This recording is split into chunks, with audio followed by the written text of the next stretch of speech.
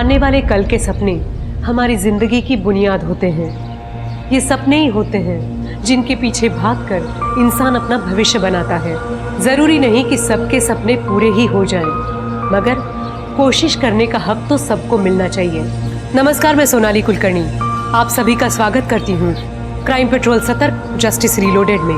हमारा आज का केस एक ऐसा ही केस है जिसमें कोशिश तो दूर, विक्टिम के सपनों की उड़ान को जमीन पर ही काट दिया गया था। एक बेहतरीन भविष्य को बीते हुए कल की याद बना दिया गया था। एक ऐसी याद जो सालों बीतने के बाद भी जरा सा कुरेदने पर फिर से आंखों के सामने तैर गई थी।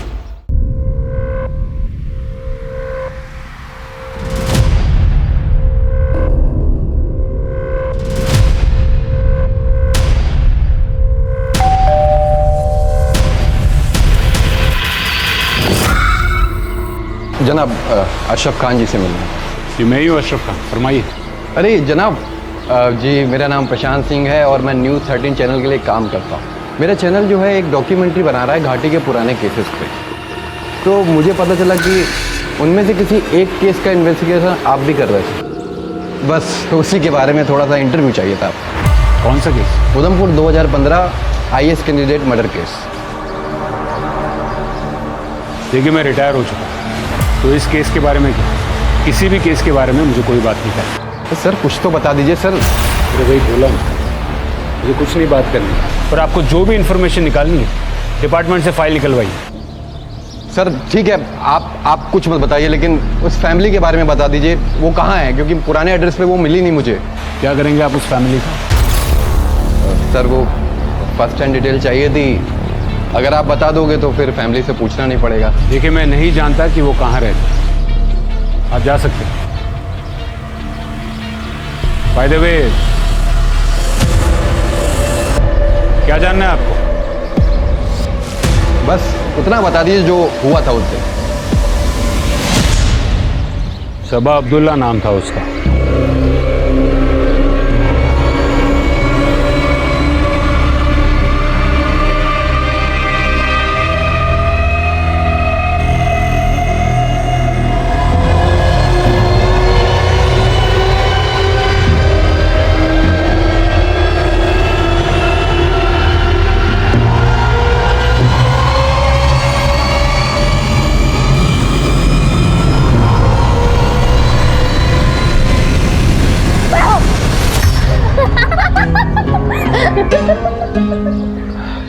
अभी भी आपने तो डरा ही दिया था। अहमद भाई डरा ही तो रहे थे, पर वैसे आप यहाँ क्यों सो रहे हैं? अंदर कोई था नहीं, तो बैठे बैठे नींद लग गई। अच्छा ठीक है, अब हम आ गए, अब जाकर अपने कमरे में सो जाइए। नहीं मैं ठीक हूँ यहाँ पे। अहमद भाई आपकी आंखों में नींद साफ नजर आ रही है, जाके सो जाइए। चलो।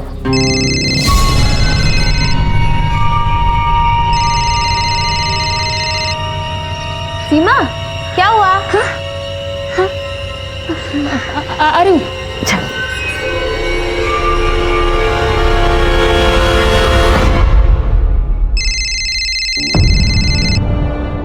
क्या है? बार बार फोन क्यों कर रहे हो? कहाँ है तू? और मेरा फोन क्यों नहीं उठा रही तू? जहां भी हूँ ठीक हूँ, और फोन इसलिए नहीं उठा रही थी क्योंकि तुमसे बात नहीं करनी थी। ये बात ना अपने घर वालों को बोलना, जब मैं उनको बताऊंगा तेरी अय्याशियों के बारे में कि घर पे कम और बाहर ज्यादा रहती है तू। रोहित तुम मुझसे ना ज़बान संभाल कर बात करना, समझो तुम? सीमा तुम भी फ्रेश हो जाओ।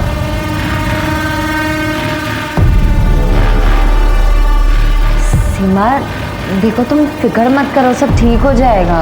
ये तुम कह सकती हो सबा, क्योंकि तुम्हारे मेज क्लियर हो चुका है, मेरे तो इस बार भी रह गया। ऊपर से घर वाले रोहित से शादी करने के लिए मेरा जीना हराम किए हुए हैं। समझ में नहीं आ रहा कि मैं क्या करूं। तो तुम साफ साफ मना क्यों नहीं कर देती अपनी फैमिली को कि नहीं करनी रोहित से शादी?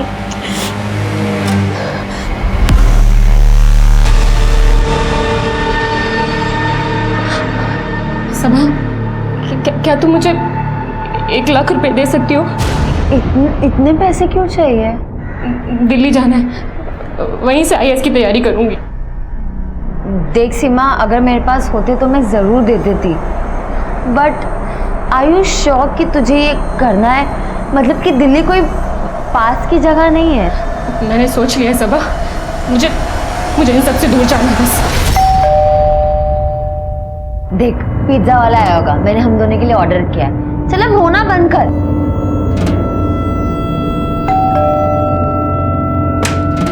मैम आपका पिज्ज़ा। Thank you. कितना हुआ? 480 रुपये। एक मिनट। Thank you.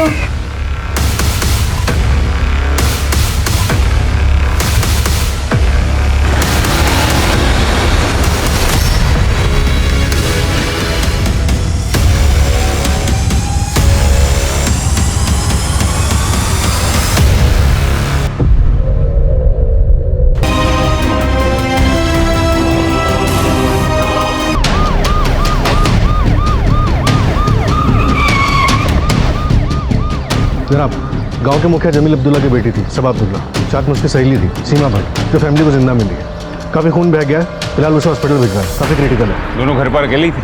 जी जनाब, माँ बाप रिश्तेदार के पास गए थे और भाई अजहर अपने दोस्तों के साथ बाहर गया था जनाब।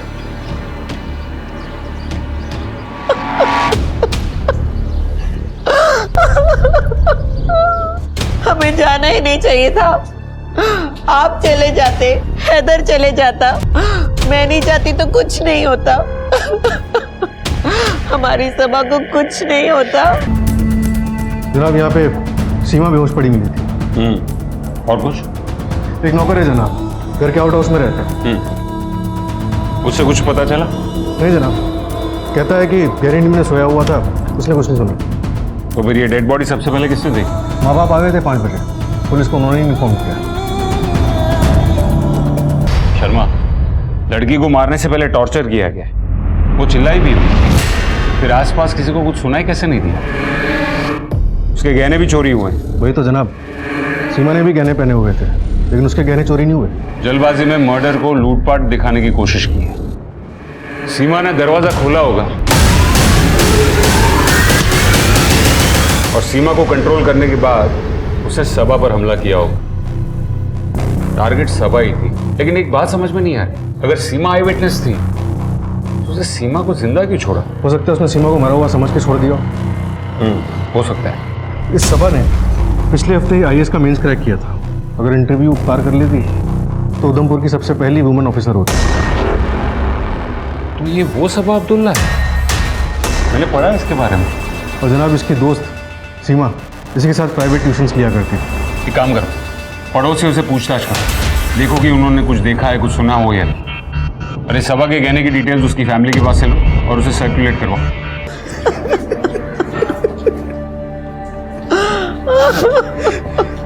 कभी किसी से कोई गलत बात नहीं की, किसी का कुछ गलत नहीं किया, जाने हमारा कौन दुश्मन था।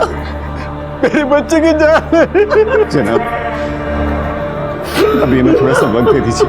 अभी हमारी हालत नहीं है आपके सवालों के जवाब देने की।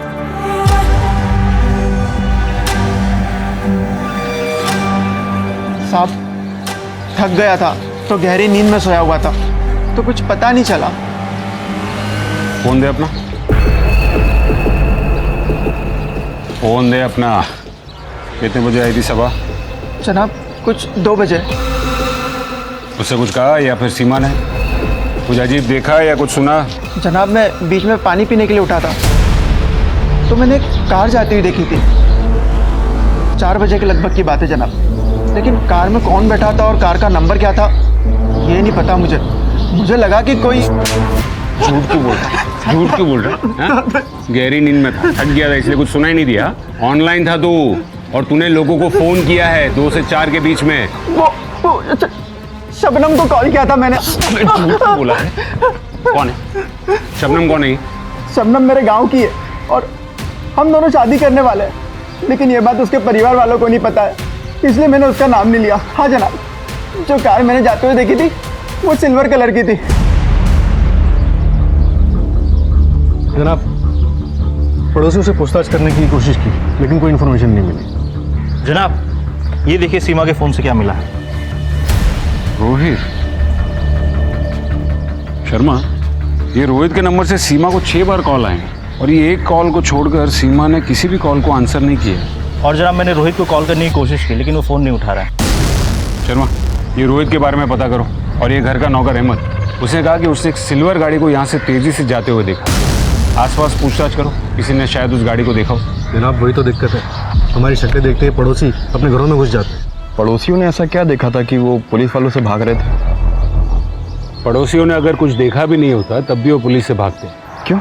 कश्मीर है ये जनाब, यहाँ ऐसे ही होता है। सर सबा के बारे में कुछ बताइए, क्या बैकग्राउंड था, क्या थी उसकी जिंदगी, कौन थी सबा? कश्मीर की लड़कियों के लिए एक उम्मीद थी सबा।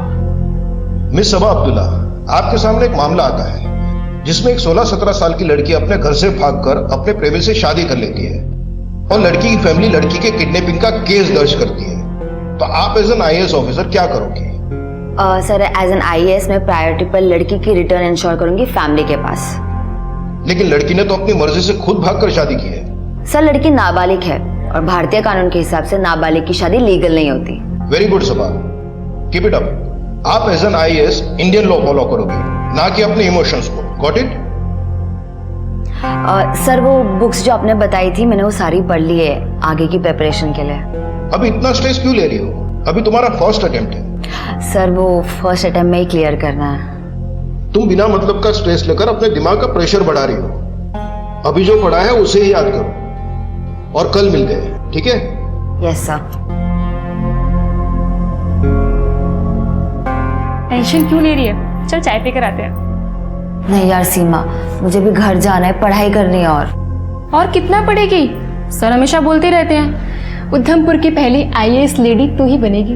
वैसे भी एक बार तू आईएएस बन गई तो हम गरीबों को कहाँ पूछने वाली है। चल अब नौटंकी बंद कर, चलते हैं चाय पीने। पर हाँ, चाय के पैसे तू ही देगी, मैं नहीं दूंगी। ठीक है, चल जल्दी। सबा अब तक घर नहीं आई है, मुझे तो बहुत फिक्र हो रही है। जरा सब्र करो, बस आती ही होगी। कहाँ रह गई थी तू? 3 बजने को हैं। अरे दिन के 3 बज रहे हैं, रात के नहीं। क्यों परेशान होती हो? आप तो ना चुप ही रहिए। घाटी में हालात इतने खराब हैं और आपको तो कुछ पड़ी ही नहीं है। फिक्र ही करनी है तो अपने साहबजादे की करो। ये चल दिए आवारागर्दी करने। ये सही है अबू, लेट सबा आई है और ताने आप मुझे मार लो। तो सीखो अपनी बहन से कुछ। ढंग का काम काज करोगे तो कोई ताने क्यों मारेगा? अब्बू रहने दीजिए ना, आप भी क्या शुरू हो गए? भला बनने की जरूरत नहीं है तुमको। थोड़ा सा भी लेट हो जाती हो तो अम्मी खा लेती। और वैसे भी अगर थोड़े दिन कोचिंग नहीं जाओगी तो क्या बिगड़ जाएगा? कोचिंग क्यों नहीं जाएगी? वो घर बैठे रहेगी तुम्हारी तरह। अरे ठीक ही तो कह रहा है वो, घाटी में हालात थोड़े ठीक हो जाए। सब ठीक ही है। इतनी फिक्र हो रही है तो भेजो अपने बेटे को, सबा के साथ कल रोज लाएगा ले जाएगा। अरे मैं क्यों करूंगा? पूछ नहीं रहा हूँ बेटा, बता रहा हूँ। सबा कल से तुम्हारे साथ जाएगा। अरे अब्बू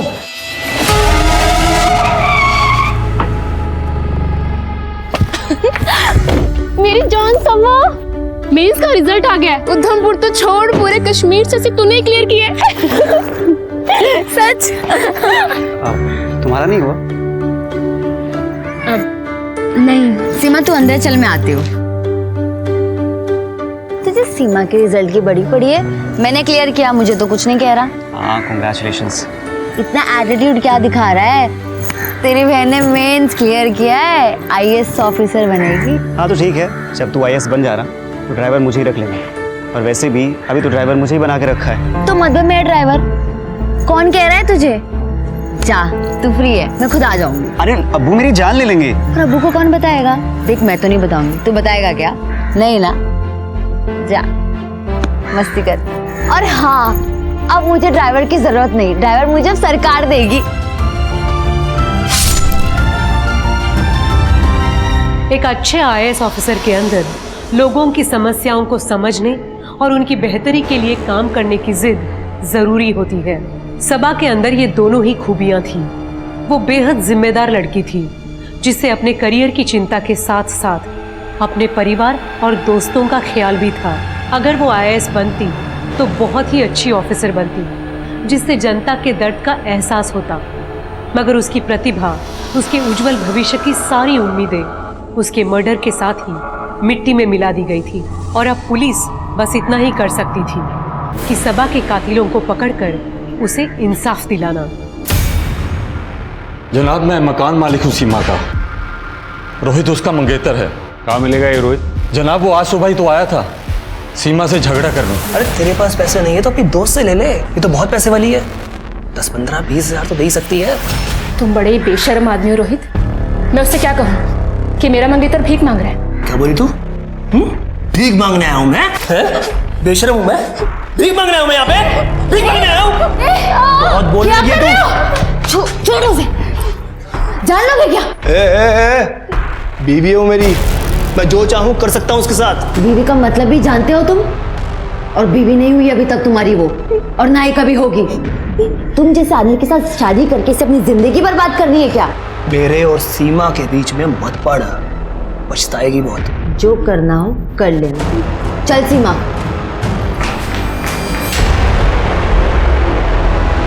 लोकल गाड़ी और मंगेतर, एड्रेस तो होगा ना आपके पास?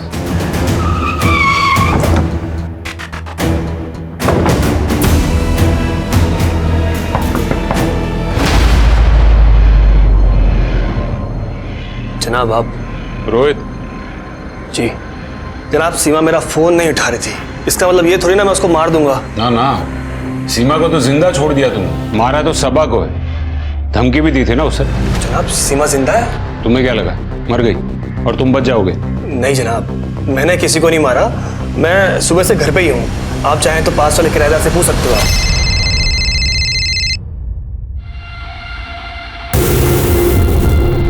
तुमने तो कहा था पैसे नहीं है तुम्हारे पास, तो फिर ये शराब पीने के पैसे कहाँ से आए? और ये तो महंगी वाली लग रही है। अरेंज किया मैंने। तो जनाब शराब के लिए कोई किसी का खून थोड़ी ना कर देगा।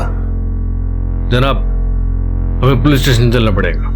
इस गाड़ी को अहमद ने घर से उस दिन जाते हुए देखा था, हमें उसके बारे में एक लीड मिली है। जनाब मेरा उधमपुर हाईवे पर एक ढाबा है, आज शाम को तकरीबन 5 बजे के आसपास एक एक्सीडेंट हुआ था साहब।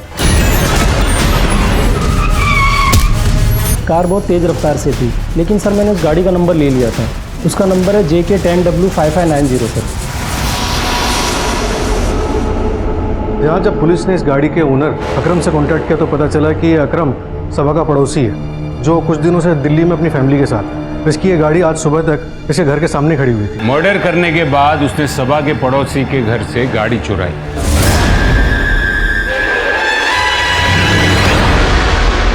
और भागने के चक्कर में वो एक्सीडेंट कर बैठा। और जनाब इसी एक्सीडेंट में एक लड़के की मौत भी हुई है। ये देखिए जनाब, फिलहाल इसकी आइडेंटिफिकेशन नहीं हो सकी है, लेकिन हम कोशिश कर रहे हैं। कोशिश नहीं शर्मा, इस गाड़ी को ढूंढो, इस गाड़ी का मिलना बहुत जरूरी है। तब तक मैं हॉस्पिटल जाता हूँ और देखता हूँ कि सीमा के पास से हमें और कोई इंफॉर्मेशन मिलती है या नहीं। Okay sir. सीमा, मैं इंस्पेक्टर अशरफ का, तुम्हारा और सबा का केस मैं ही हैंडल कर रहा हूँ। मुझे बताओ कि तुम्हें कुछ याद है कि कौन आया था घर पर, किसने तुम दोनों को मारने की कोशिश की? नहीं, उसने दरवाजा खोलते ही मैं उसे देख नहीं पाई। हाँ लेकिन सीमा फिर भी कुछ तो याद होगा। वो सबा का कोई दोस्त था, तुम्हारा कोई जानने वाला था, या फिर कोई और था? कोशिश करो सीमा, याद करो कौन था वो? सीमा कौन? जनाब प्लीज पेशेंट की हालत खराब हो रही है।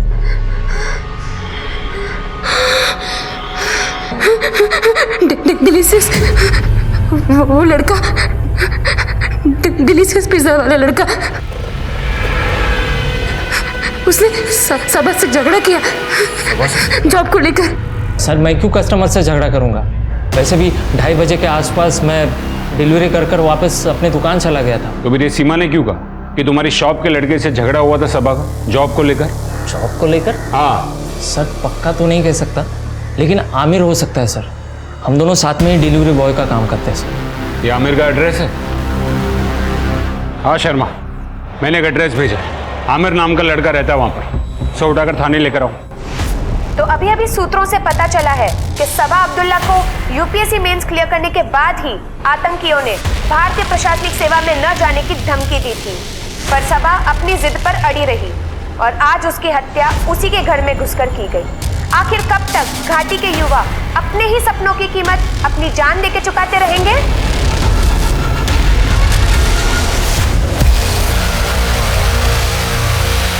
बात करने के लिए तो हम कहीं पर भी आ सकते थे जमील साहब, पर इससे आपको हमारी हिम्मत का पता नहीं चलता था, इसीलिए आना पड़ा हमें यहाँ। आप हमसे क्या चाहते हैं? आपसे नहीं, आपकी बेटी से चाहते हैं। हिंदुस्तानी हमारे बच्चों को मार रहे हैं और ये उन्हीं को नायाब बनाने में लगी है, और ये हम होने नहीं देंगे।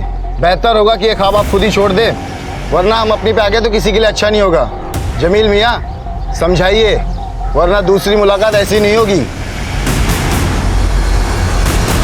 मैंने कितनी बार मना किया, इनको भी और सबा को भी, पर ये दोनों मेरी बात नहीं माने। और देखिए, दहशतगर्दों ने अपने तरीके से आखिर रोक ही लिया सबा को।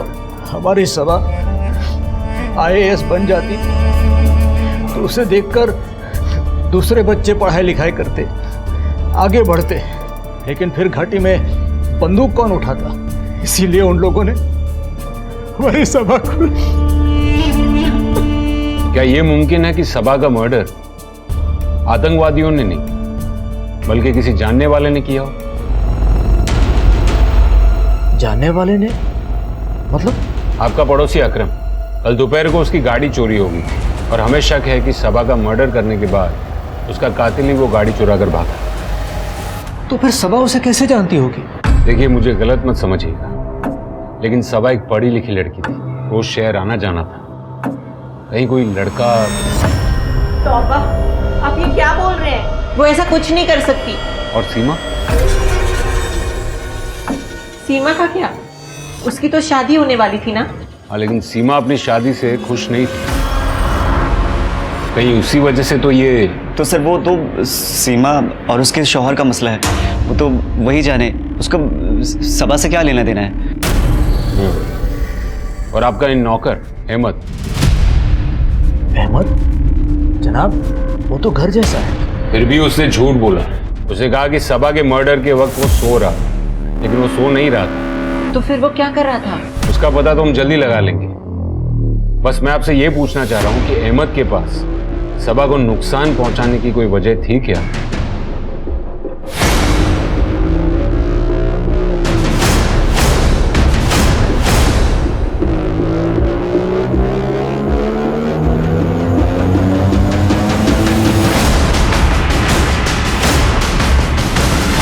उस लड़की सबा ने झूठा ब्लेम डाला था मुझ पर। ये क्या कर रहे हो? सॉरी मैडम, गलती से टच हो गया। तुम जैसे लोगों को ना मैं अच्छे से जानती हूँ। तब से घूरे जा रहे हो, कुछ बोलने तो ज्यादा फायदा उठा रहे हो। अपनी औकात मत भूलो। औकात की बात मत कर, मैं दुकान का नौकर हूँ, तुम्हारा नहीं हूँ नौकर जो तुम्हारी बात सुनूंगा। दुकान के नौकर हो ना, तो दुकान वालों की सुनना जब तुम्हारी कंप्लेन करूंगी तब तुम्हें समझ में आएगा। हाँ कर देना, और ये धमकी ना किसी और को देना। उसके बाद मैं गुस्से में वहां से निकल गया।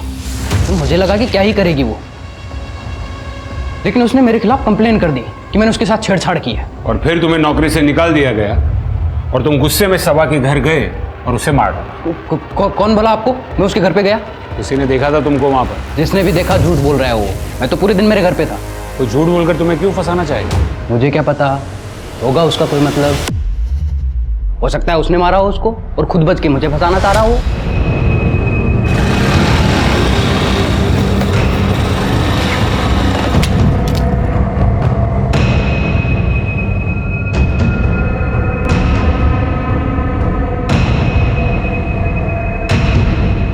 कार तो पार करा दूंगा, पैसा बहुत लगेगा।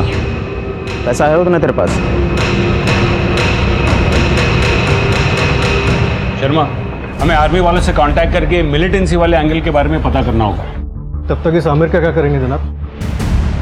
फिलहाल तो उसको छोड़ दो, लेकिन उसके स्टेटमेंट्स को क्रॉस वेरीफाई करो। ये सीमा ऑलमोस्ट मरने वाली, ऐसी हालत में वो आमिर के बारे में झूठ क्यों बोलेगी?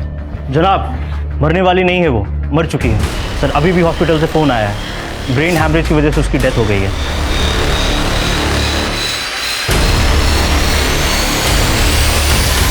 सर, सीमा के मरने के बाद तो आपकी इन्वेस्टिगेशन डिरेल हो गई होगी ना?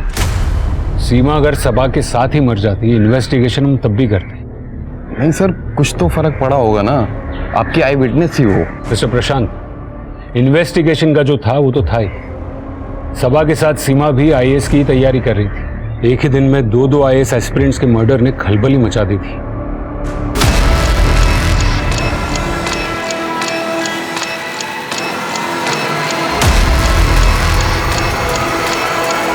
जनाब, वी आर ऑन। हम जल्दी केस क्रैक कर लेंगे। जी जी जनाब। नहीं, मिलिटेंसी वाले एंगल पर हमें अभी तक कुछ पता नहीं चल रहा है। नहीं जनाब, घर वालों ने नहीं, गांव वालों ने मीडिया में खबर लीक की है। जी जी जनाब। जनाब शर्मा, ये सीडीआर रिपोर्ट कहाँ है? होम मिनिस्ट्री से फोन आ रहे हैं, कह रहे कि अगर आप केस सॉल्व नहीं कर पाए तो हम सेंट्रल एजेंसी को केस सौंप देंगे। जनाब सीडीआर ही चेक कर रहा था और सीमा के बयान की वजह भी पता चल गई। क्या समझ में आ गया?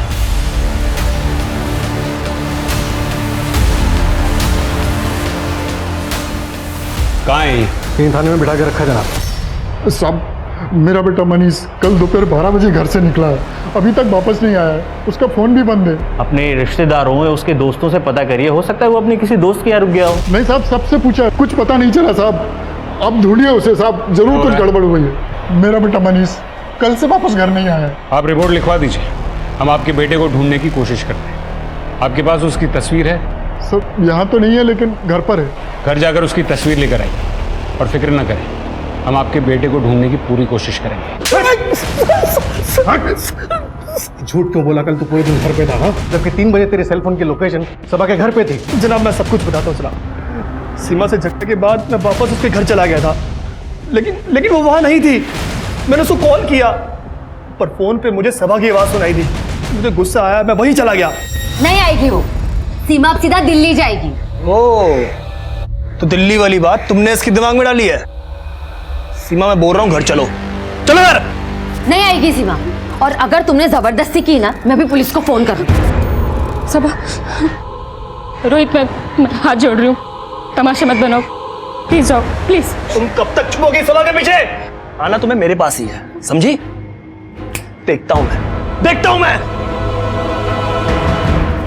और जनाब, सभा से ही मेरा झगड़ा हुआ था। अगर मैं आपको पूरी बात बता देता तो आप मुझे उसी दिन पकड़ लेते, इसलिए मैंने आपको पूरी बात नहीं बताई। मैं कसम खा के कहता हूं, जब मैं वहां से निकला तब तक सब कुछ ठीक था सर। कर्जा कैसे चुका है? सबा के गहने बेचकर? नहीं जनाब, मैंने अपनी बाइक बेची है। दिखा कहां पे बेची है, चल।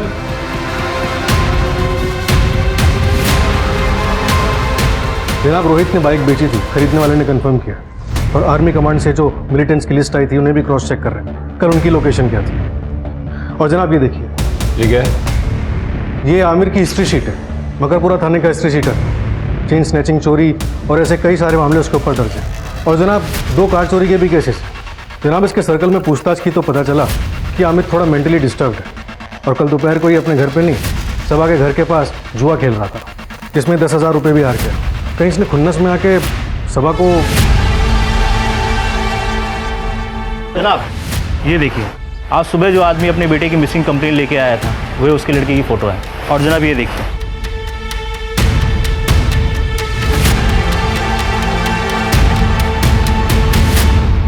तो वही लड़का है जिसका कल एक्सीडेंट हुआ था। इसके फादर का लगातार कॉल आ रहा है, क्या बोलूँ उन्हें? तुम खुद उनके घर जाओ और उनको लेकर हॉस्पिटल पहुंच, मैं उनसे वहीं बात करूंगा। तुम्हें उन्हें कुछ बताने की जरूरत नहीं।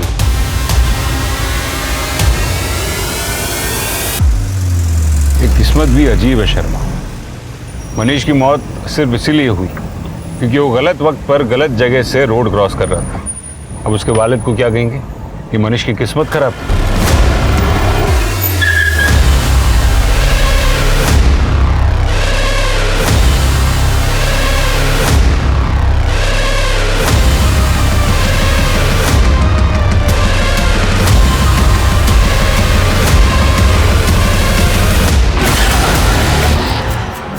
बड़ी शिद्दत से ढूंढ रहे थे जनाब, इसलिए खुद ही मिलने चला आया, क्योंकि आप भी एक कश्मीरी हो और वो लड़की सबा भी कश्मीरी थी, जिसको तुम लोगों ने मार दिया। गलतफहमी में मत रहिए जनाब, कश्मीरी हमारे अपने भाई बहन होते हैं और अपनों का खून हम नहीं बहाते। आपको मानना है तो मानिए, वरना मत मानिए। हमारे नाम से आपको जो बेवकूफ़ बनाया जा रहा है, बस वही बताने आए थे हम।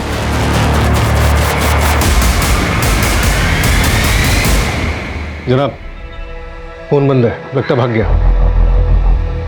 दरवाजा तोड़ो।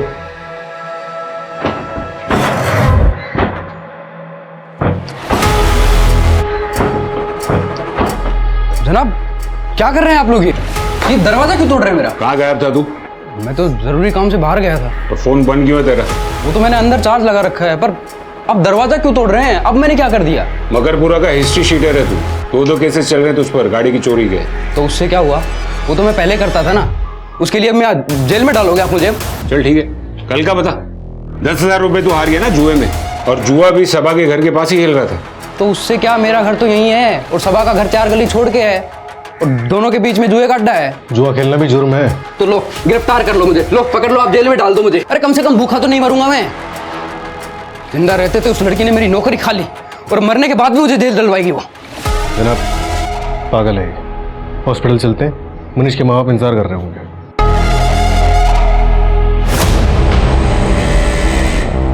पुलिस वाले आए थे मेरे घर पर। सब हमें यहाँ क्यों बुलाया गया है? हमारा बेटा मनीष ठीक तो है ना? देखिए कल एक एक्सीडेंट हुआ है और उसमें एक लड़के की जान चली गई है, और हमारे हिसाब से वो मनीष ही है।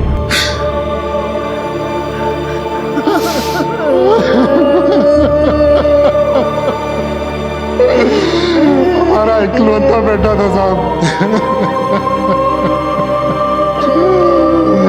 और जिसने एक्सीडेंट किया, क्या वो पकड़ा गया साहब? देखिए उसे पकड़ने के लिए आपका मनीष की पहचान करना बहुत जरूरी है।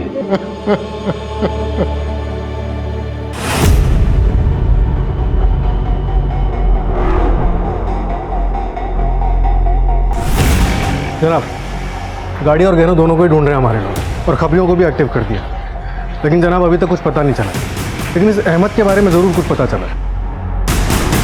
क्या पता चला? सर शबनम ने कंफर्म किया है कि अहमद और उसकी शादी होने वाली थी, और कल दोपहर 2 बजे से 4 बजे के बीच इन दोनों की फ़ोन पे बात भी हो रही थी।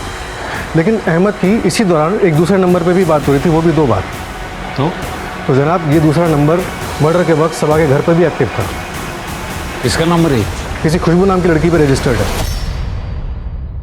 जनाब मैं किसी के मामले में नहीं पड़ना चाहती, इसलिए आपको सच सच बता रही हूँ।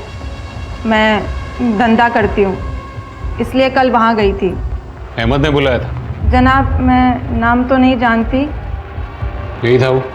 ये तो नौकर है साहब, इसने नहीं बुलाया था, इसके साहब ने बुलाया था। कौन साहब?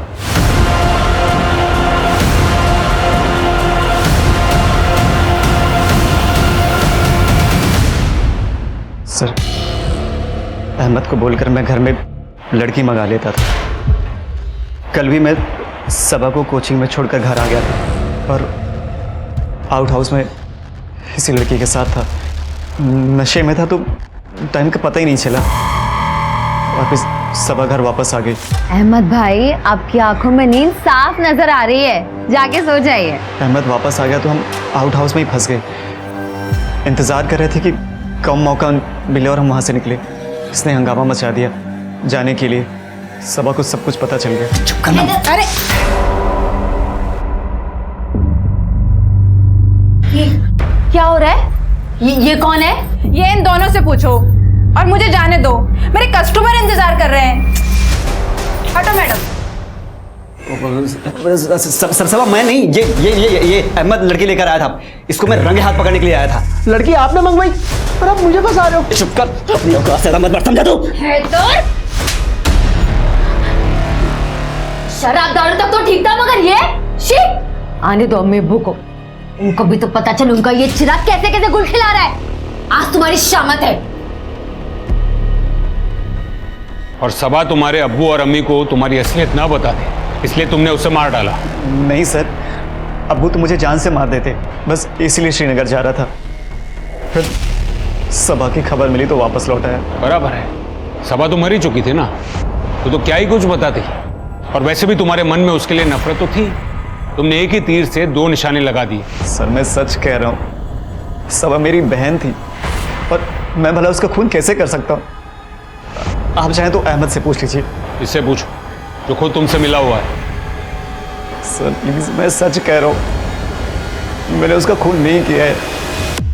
आखिर वो मेरी बहन थी। सर सबा का भाई हैदर, वो अपनी ही बहन का मर्डर कर सकता है? 35 साल की नौकरी में बस यही एक बात सबसे ज्यादा समझ में आई है कि दूसरों से ज्यादा अपने ही पीठ में छुरा घोंपते हैं। तो आपके हिसाब से हैदर ने पीठ में छुरा घोंपा था? सलाम साहब। आज रात एक कार को बॉर्डर पास कराने की तैयारी चल रही है, नाले के पास जंगल वाले रास्ते से। ये वही कार है जिसे आप ढूंढ रहे हैं। खबर पक्की है? हाँ जनाब, एक बंदे के और कार के फर्जी डॉक्यूमेंट भी बना लिए गए हैं बॉर्डर के उस पार इस्तेमाल करने के लिए।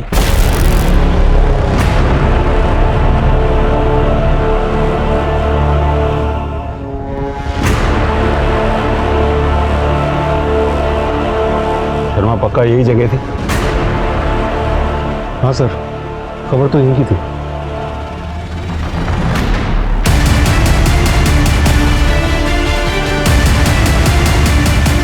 शर्मा, वो लोग आ रहे हैं, गाड़ी निकालो।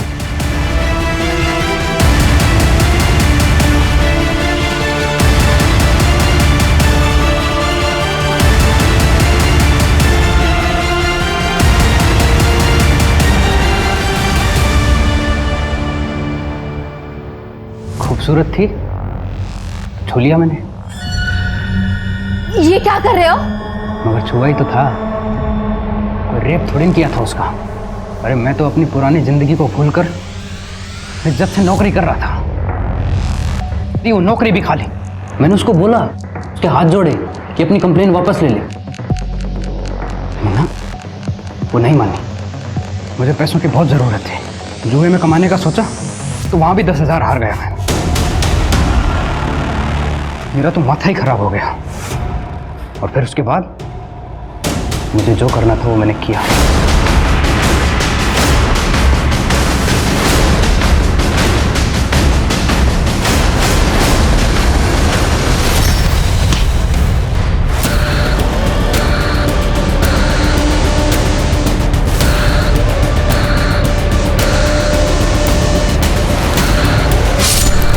सबा के घर से निकलते मुझे कोई देख ना ले, इसलिए मैंने उसके पड़ोसी की कार चुराकर उसमें भाग गया। रोड पे आया तो मैं स्पीड में था बहुत, तो वो लड़का मेरी कार के सामने आ गया। उसका अफसोस है मुझे मरने का, लेकिन वो सबा, उसके मरने की बहुत खुशी है मुझे। उसके मरने की मुझे बहुत खुशी है। आमिर ने उसकी सनत में सबा और सीमा दोनों लड़कियों का ब्राइट फ्यूचर बर्बाद कर दिया। सर, यहाँ आने से पहले मैंने काफ़ी कुछ रिसर्च किया था आपके बारे में, बस वही क्रॉस वेरीफाई करना था। आपने तो कहा था कि आप मुझसे बातचीत करना है, फिर ये रिसर्च? सर, अब होमवर्क तो करना ही पड़ता है ना।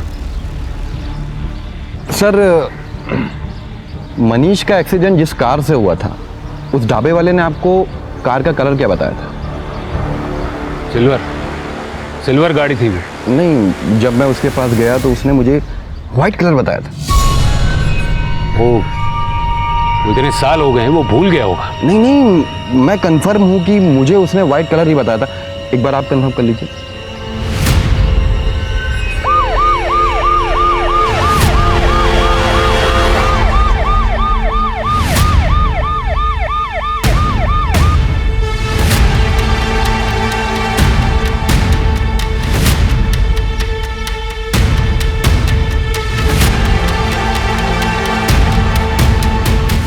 जुनैद, सर को बताओ, जिस कार से एक्सीडेंट हुआ था उसका कलर क्या था?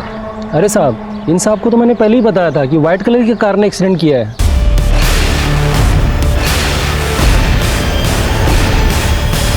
ये इंटरव्यू के बहाने क्या बकवास चल रहा है यहाँ पर, और ये आदमी चीजों को भूल रहा है। एक सेकंड सर।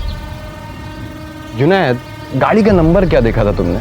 साहब, कार इतनी तेजी से थी कि नंबर मैं ठीक से देख नहीं पाया। सर, जब जुनैद ने कोई नंबर देखा ही नहीं था तो आपकी इन्वेस्टिगेशन में JK10W5590 ये कहाँ से आ गया? ये इसी ने बताया था नंबर। पता नहीं क्यों झूठ बोल रहा है, क्यों बोल रहा है तू? जनाब, झूठ ये नहीं आप बोल रहे।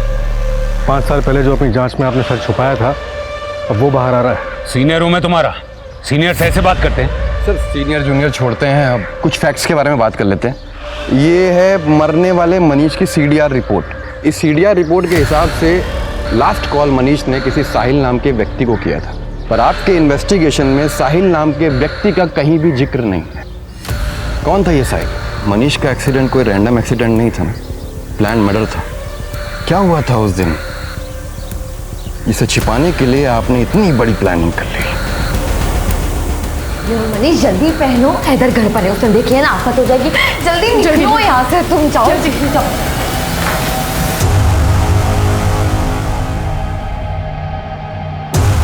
दोस्त होकर तुझे मेरी बहन मेरी तलाशी करने के लिए हाँ? हैदर क्या कर रहे हो? हैदर पागल हो गया, मार दोगे क्या उसे? तुम जाओ यहाँ से। कोई कहीं नहीं जाएगा जब तक अम्मी अब्बू घर नहीं आ जाते, कोई कहीं नहीं जाएगा। ऐसा मत कर। इसी के लिए तुझे पाला था कि एक दिन हमारी इज्जत पे दाग लगा सके तू।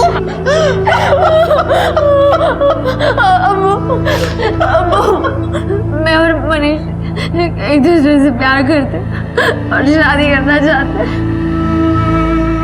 अब कम से कम आप तो समझिए। मुझे कितना नाज था तुम पे, आज तुमने मेरा सर शर्म से झुका दिया। अबू ऐसा मत कहिए अबू। इज्जत से बढ़कर और कुछ नहीं, ना बेटा ना बेटी।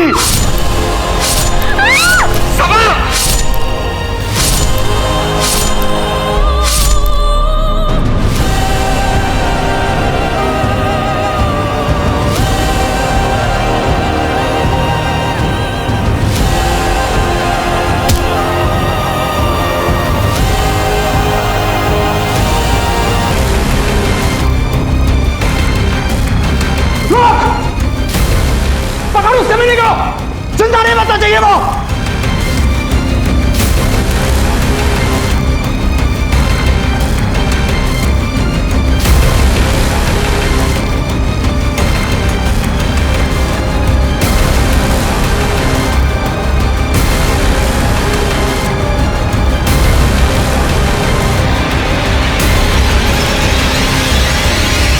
हेलो साहिल, तेरी मदद चाहिए थी, अर्जेंट है। अरे अभी अभी एयरपोर्ट से निकला था, बस तुझे ही कॉल करने वाला था। अरे वो छोड़ना, मुझे तेरी मदद की ज़रूरत है, अर्जेंट है। क्यों, क्या हुआ?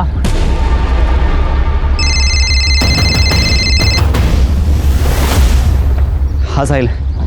भाई सब ठीक है ना? क्यों, क्या हुआ? मनीष का कॉल आया तो बहुत परेशान लग रहा था, वो उधमपुर वाले हाईवे पे मिलने के लिए बुलाया है। क्या हुआ है? अरे कुछ नहीं, बस वो एक लड़के से उसकी लड़ाई हो गई थी तो उसे चोट ज़्यादा आ गई है।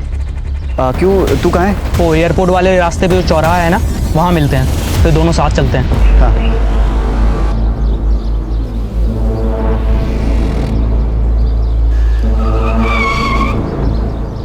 अब बताएगा किस लड़के से झगड़ा हुआ है? मनीष ने तो यहीं बुलाया था ना,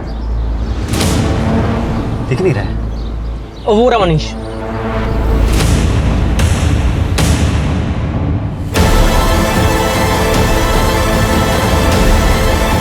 हैदर क्या? हैदर यार, पुलिस पकड़ लेगी यार, मुझे जेल नहीं जाना है। अरे बच्चों से रोना बंद कर यार। देख, अगर तू चाहेगा ना तो हमें कुछ नहीं है। अरे तू नहीं समझ रहा है यार, मेरी बात को समझ।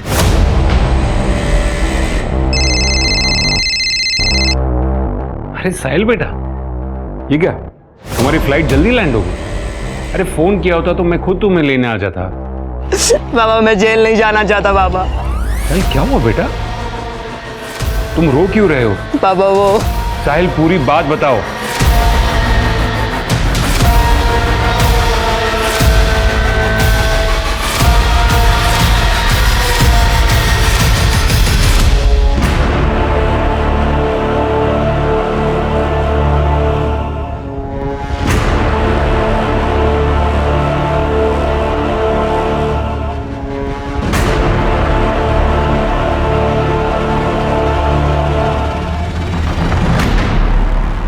अपने बेटे को बचाने के लिए आपने एक ब्रूटल ऑनर किलिंग के केस को कुछ और ही रंग दे दिया। सबा के बारे में नहीं सोचा, सीमा के बारे में नहीं, और आमिर, उसके सनकी स्वभाव का फायदा उठाकर आपने उसे जेल में भिजवा दिया। और अभी कुछ ही दिन पहले उसने जेल में सुसाइड नोट लिखा और अपने आप को मार लिया। मैं जानता हूं कि मुझसे गुनाह हुआ है, लेकिन मैं अपने साहिल को जेल नहीं जाने दे सकता था, वो भी तब जब उसकी कोई गलती थी नहीं। लेकिन कानून अपना काम करता है, भले ही देर से सही। जानते हैं आप अपने बेटे को बेगुनाह भी साबित कर सकते थे, लेकिन आपने दूसरा रास्ता अपनाया।